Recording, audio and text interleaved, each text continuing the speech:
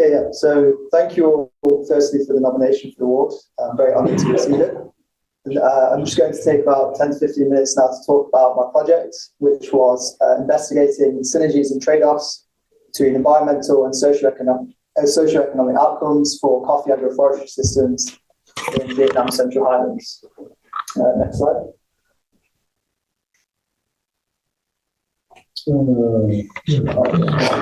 Which university are you at, Kenneth? Oxford. Oh, Yeah. you live there, don't you?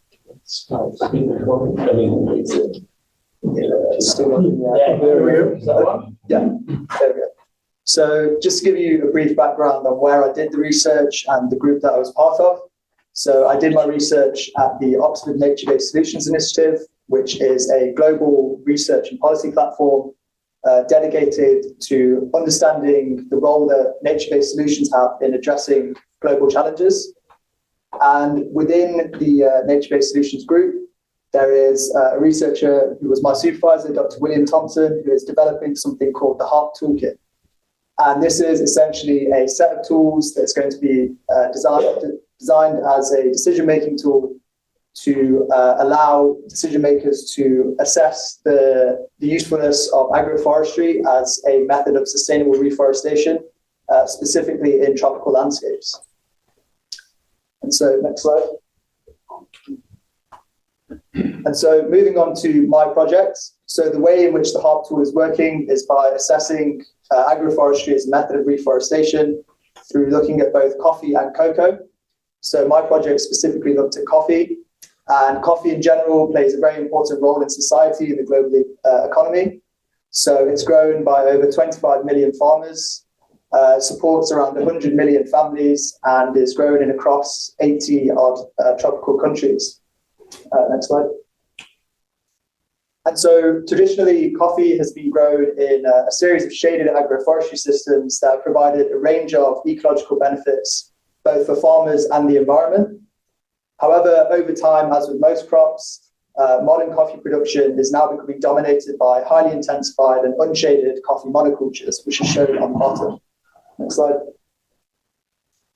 And so one of the major reasons for this transition towards monocultures is the idea that there are unavoidable trade-offs between environmental and socio-economic outcomes in agroforestry systems. However, as shown by this map, which shows a wide-scale literature review on sustainable coffee production studies, our understanding of these trade-offs is actually limited to just a few existing studies, which are all mostly concentrated in the Americas and concentrated on the Arabica species of coffee, with very little coverage of the Robusta species of coffee, which exists mostly in Africa and Southeast Asia. And most importantly, as you'll see highlighted in red on the map, there are no studies identified on the trade-offs of sustainable coffee production coming from Vietnam, despite the fact that Vietnam is the world's second largest producer of coffee globally, and also the largest producer of coffee in terms of Robusta production. And so in order to reach a general consensus on trade-offs, we really need to address these knowledge gaps by collecting evidence that spans a wide range of geographical conditions in order to make recommendations that are both context-specific and locally relevant to farmers growing coffee in each specific region of the world. And so the way in which I did this is by addressing this knowledge gap by looking at the Central Highlands, which is the main coffee growing region in Vietnam. And specifically, I worked in Lac District, which holds the largest proportion of the region's remaining tropical forests, of which 70% has been lost since around 1970. And the Central Highlands also provide a valuable case study, given that there are many threats to coffee production here under climate change. So, for example, temperatures are rising faster than the global average. There's been increasingly severe droughts, which affect up to 70% of all of the coffee area in the region in certain years. There's also major issues relating to soil degradation and increasing prevalence of pests and disease. And so to investigate these trade-offs, I compared the performance of unshaded coffee monocultures against two popular shaded systems in Vietnam. So an aerial image of the coffee monoculture is shown here on the left, which is abbreviated from here onwards as MCS. Then the first shaded coffee system studied was coffee pepper intercropping, abbreviated here as CPI. And in this system, black pepper vines are intercropped with coffee, and the black pepper vines are grown on living support trees such as Senecyamia or Ceiba pentandra, which are just two common species used in those systems. And then the second shaded system, shown on the very far right, is abbreviated here as CAF, which stands for fruit-based coffee agroforestry. So in these systems, coffee is intercropped with one or more fruit trees, including cashew, avocado, and durian. And so together, these three systems represent three distinct levels of diversity and shade present in the Central Highlands region. So using these groups, I tested the null hypothesis that there are no trade-offs existing between environmental and socio-economic outcomes in coffee agroforestry. And this was tested firstly by looking at the environmental indicators of above ground carbon stocks, microclimate buffering, and water use efficiency. Economic indicators included productivity, profitability, and cost efficiency. And finally, social benefits were proxied by the analysis of farmers' resilience to shocks. Next slide.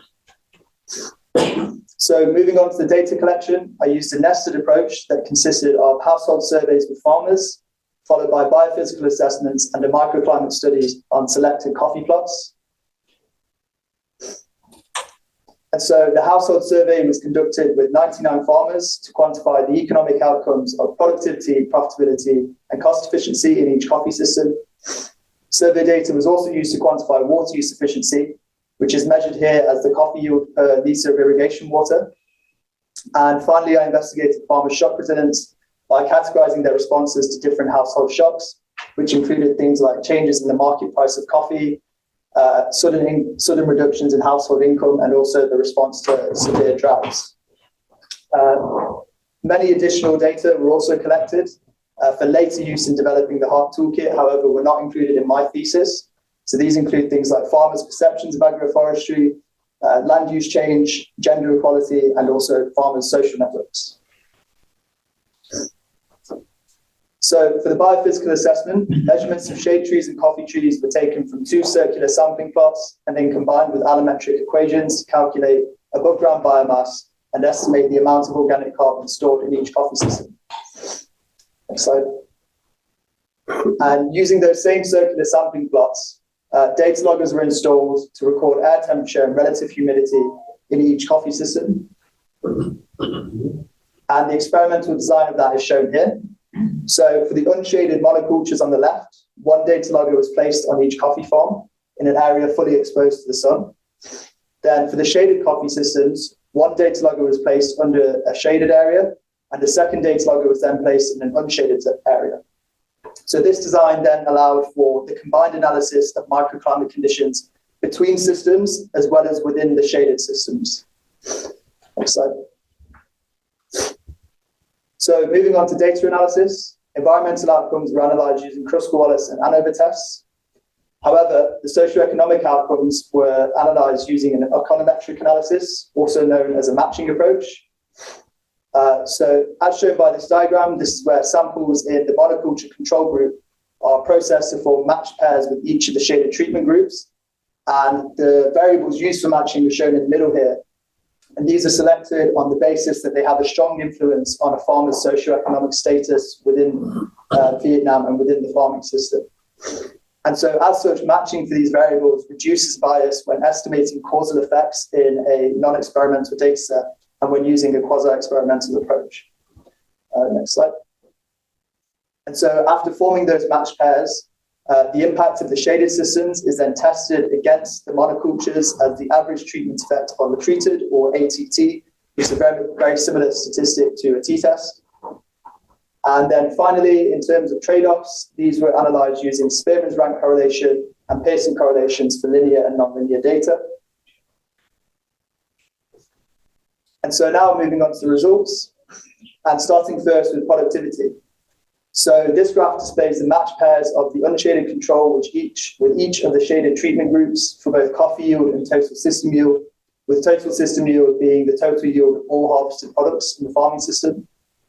And so although coffee yields were lower in the shaded coffee systems, the total system yield was significantly higher, indicating higher productivity per unit of land area.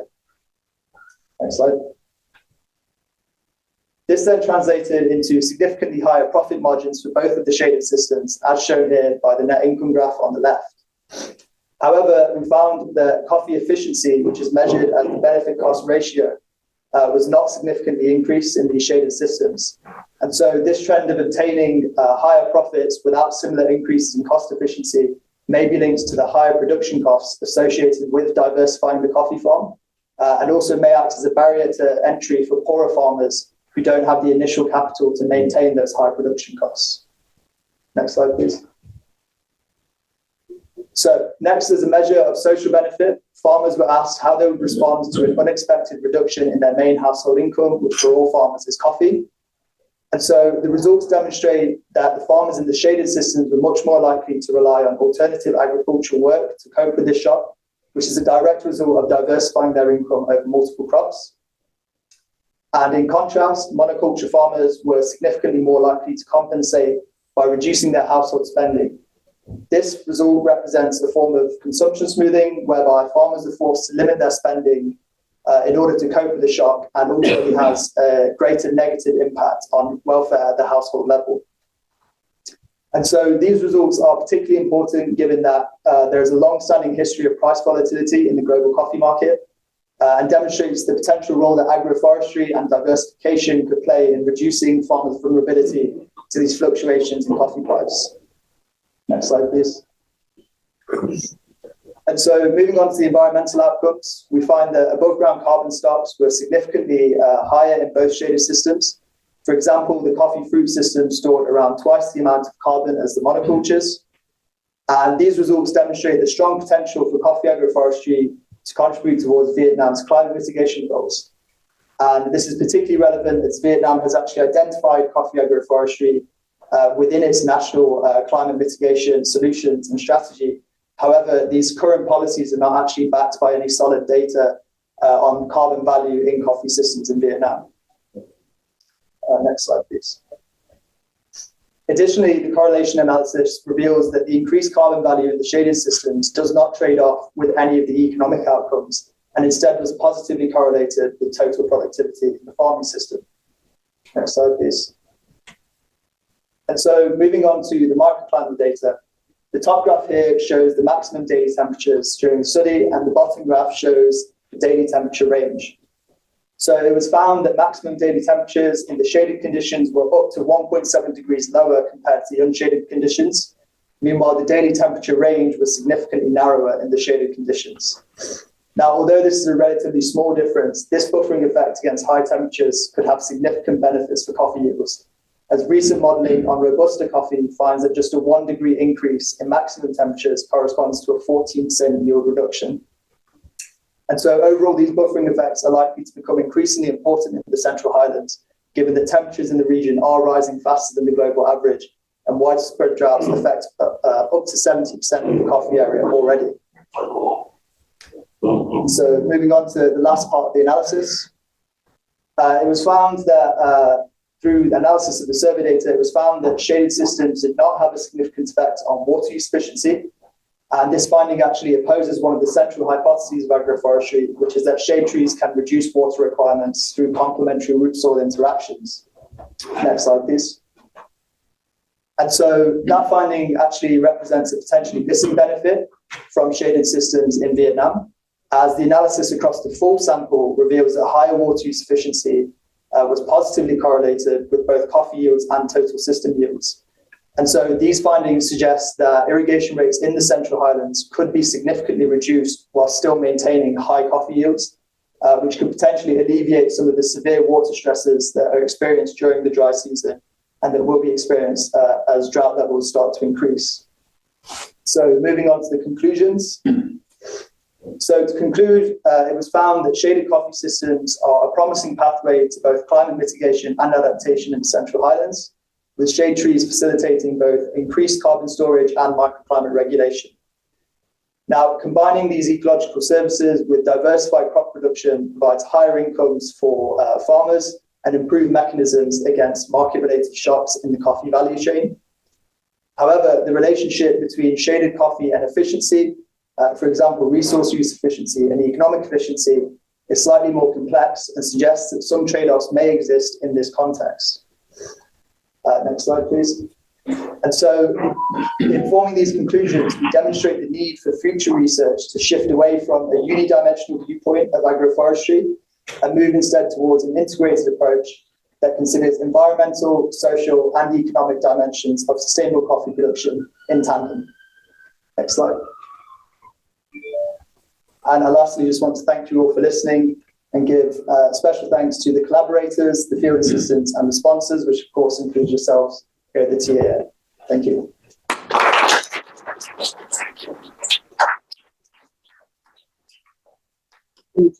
Excellent presentation. I'm sure there's some questions. A lot of people aren't there living in coffee. Do you have a plan to stay involved in this? I'm just looking at your last slide about further work that needs to be done. Or you just leave it? So I do have a plan to stay involved. So I'm currently working on drafting a paper for submission for journal publication with my supervisor, and that will also be co-authored with some of the researchers at accompanying University who helped me to do the project. In terms of doing further research, I'm trying to stay away from doing a PhD. I was offered the opportunity to do one, but I'd like to move on to something slightly different. But I'm still planning to stay involved in the research. And it was also really good to see that off the back of this research, so Oxford had never done any collaborations on agriculture or even forestry with Vietnam before, so this was the first study of its kind.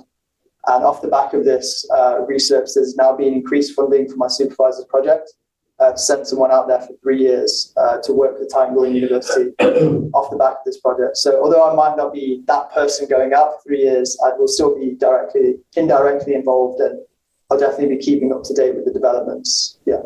Okay. Can I? Sorry. Do I need to? I'm sorry. Most of your presentation, I'm afraid, was Vietnamese to me. But can I please ask you at the very beginning? Yes. My understanding for the reason that Vietnam started to produce coffee some 30 years ago is because the Americans wanted to help the country after battering it up during the Vietnamese War.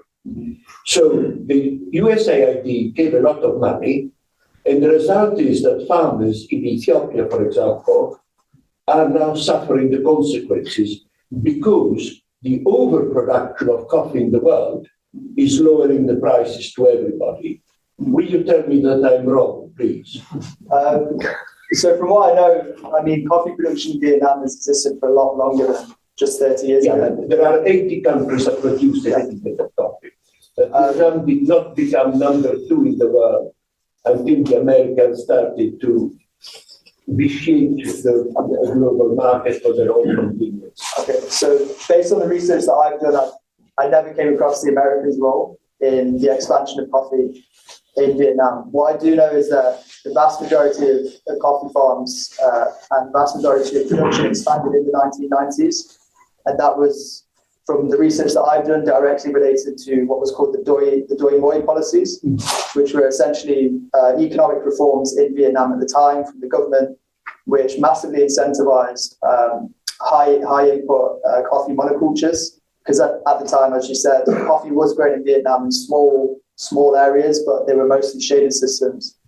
And so from my understanding of it, it was mostly linked to Vietnam's own internal economic policies. However, I'm not sure what role the US might have had in providing money to Vietnam for that. I'm not sure what the link is entirely. Okay. Thank you.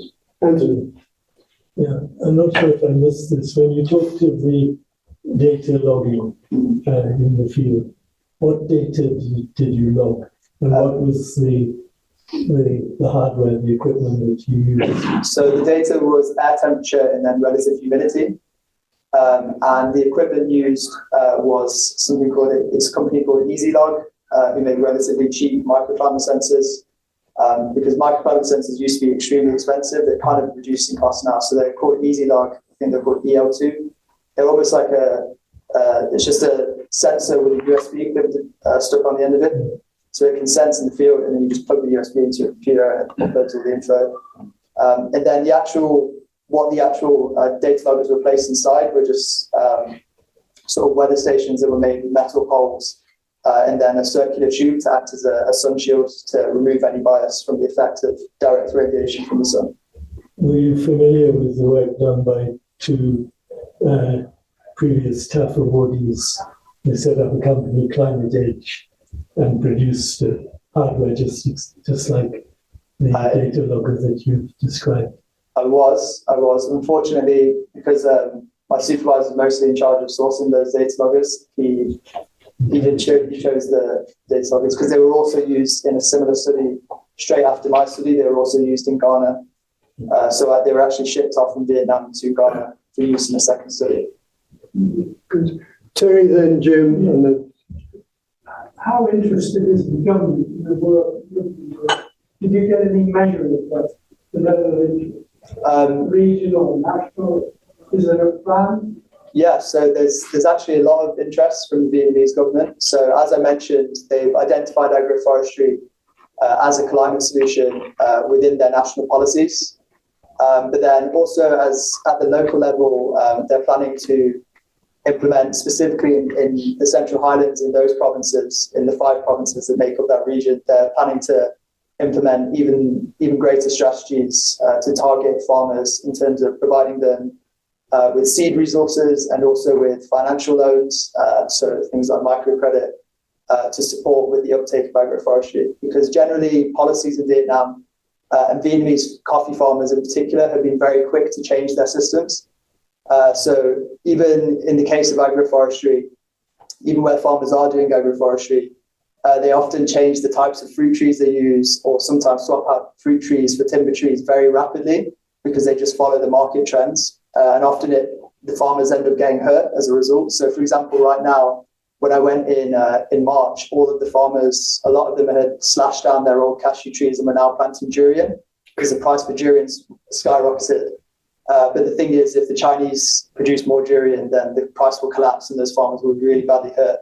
So it's not just about supporting the uptake of agroforestry, it's also about policies that will encourage farmers to stick with one type of agroforestry and not sort of flip between different systems. So there is definitely interest.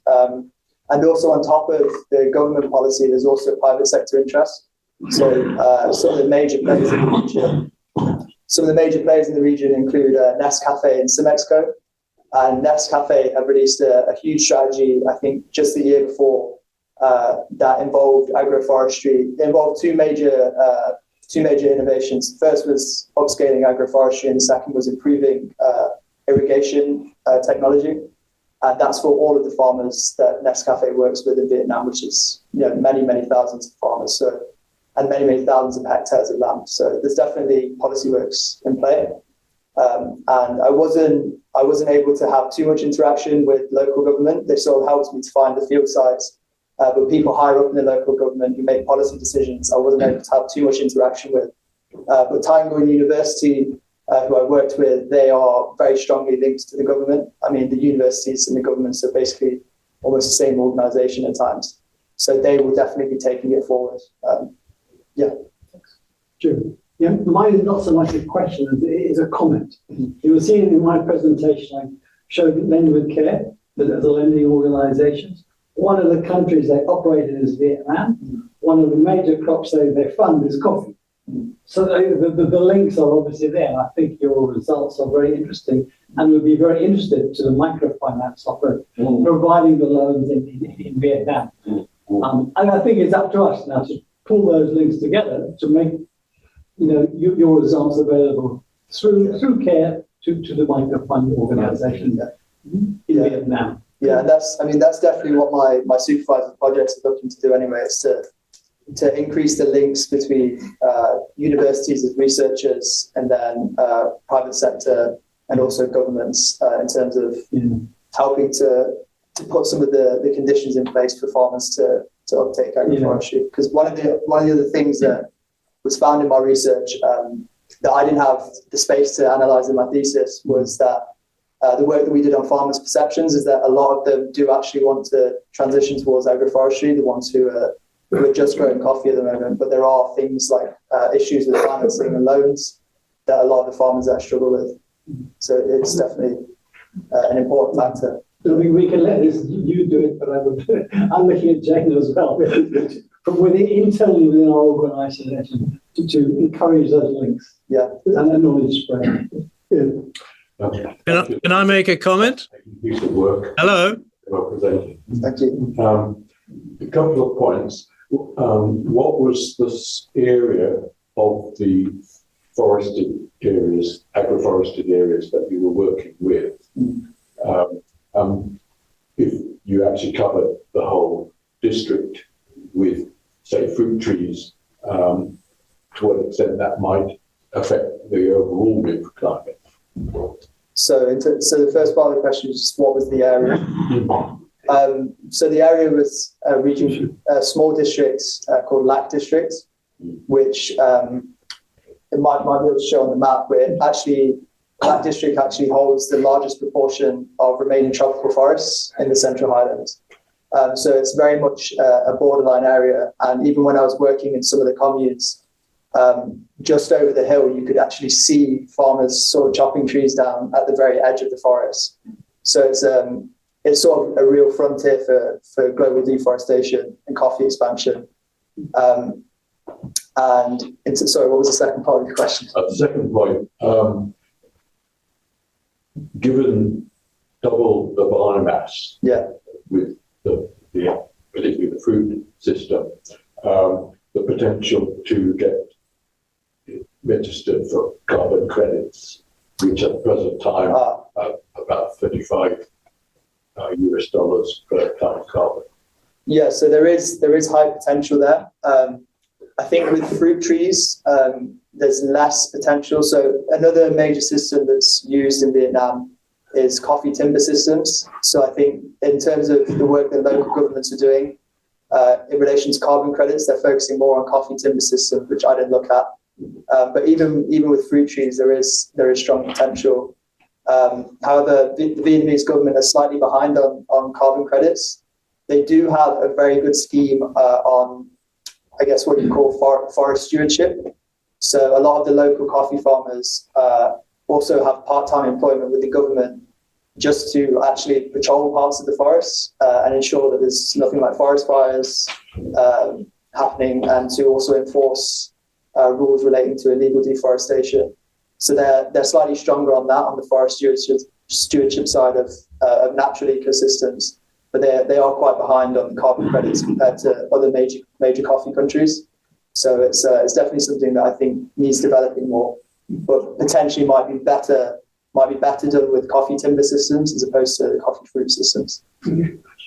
Good. I think we'll draw a line there. And thank you very much indeed.